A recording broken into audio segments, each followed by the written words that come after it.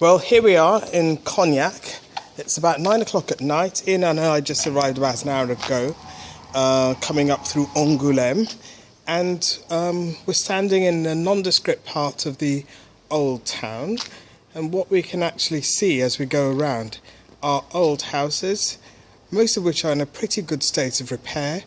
And all of them feature, in some way or other, the local stone, which is a lovely chalky limestone, and that's rather excellent. It gives the whole town a uniformity of character and a visual harmony, which is very nice to see.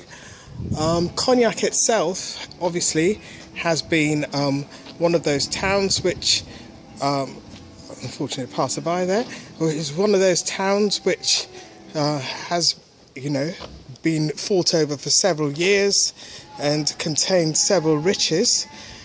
And as a result, there are the fortified parts of town which are very good. Just walking along now, we're going to reconstruction of a half-timbered building, which has obviously been remodelled or renewed to show how the linkage between two buildings possibly that were involved in the production of cognac were involved.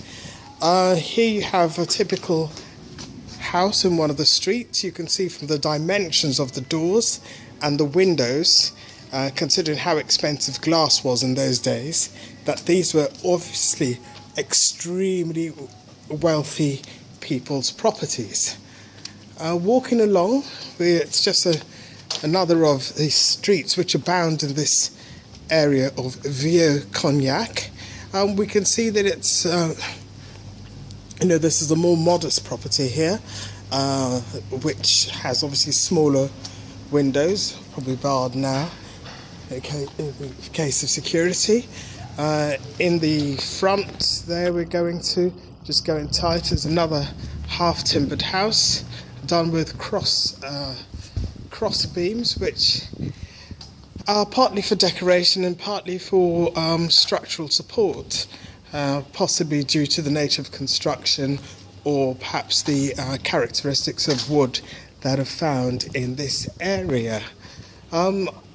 Just walking along, I have no idea what's going to be down this street, but if it's like any of the others, we're assured that a delight awaits us at every turn. And so here we are, pulling back slightly.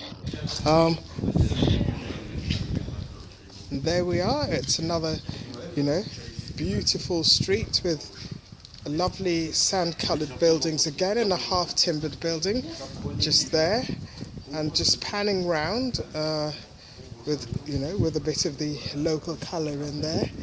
There's another set of half-timbered buildings which are really in a good state. If you just look up there, you can see the beams that are actually within the building itself. If I can just get this to go that close, there you go. Wonderful beams there. Fantastic.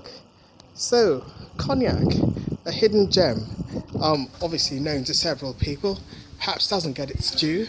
Perhaps the architecture is overshadowed by the spirited liquor for which it is well famed. But it's a remarkably well-preserved old town, which I think merits a visit from anybody that's come into this part of the world. And that's all. Thank you.